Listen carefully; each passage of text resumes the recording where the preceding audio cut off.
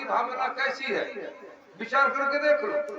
रावण की भावना भगवान से द्वेष रखती है, इसलिए उसकी भावना कामना बंधन में डाल देती है। और शिवरी की भावना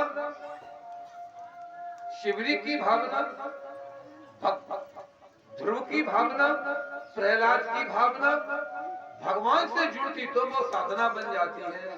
प्रयत्न करो अपनी भावना को साधना बनाने का। राम जी को वनवास हुआ, जब वनगमन हुआ तो राम जी महाराज ने कहा सीते मैं 14 वर्ष के लिए बन जा रहा हूँ और आपने अयोध्या में रहना है। तो सीता का बोल क्या बोली? सीता बोली कि जी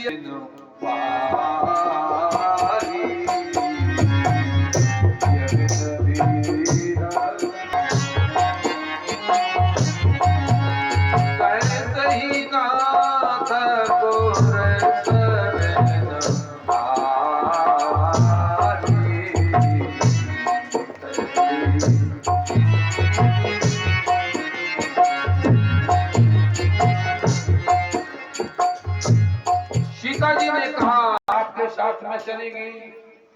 राम ने समझाया देवी कंकड़ पे सोना पड़ेगा, पत्थरों पे चलना पड़ेगा, बलकर वस्त्र पहनने पड़ेंगे, कई दिन भूखों रहना पड़ेगा, पानी भी शायद है पीने को कभी कभी ना मिलने पड़े, बड़ा कठिन यात्रा है।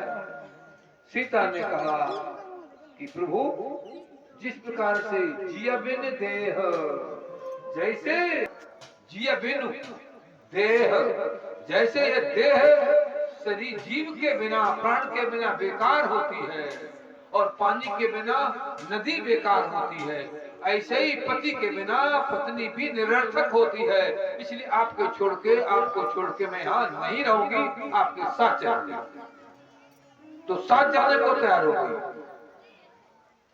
अब जब सीता तैयार हो गई तो पंचवटी में पहुंची और बड़ा सुंदर है, उछलता कूदता हुआ जा रहा है, कुटिया की पिछली दीवार पे लगेगा कितना अच्छा होगा।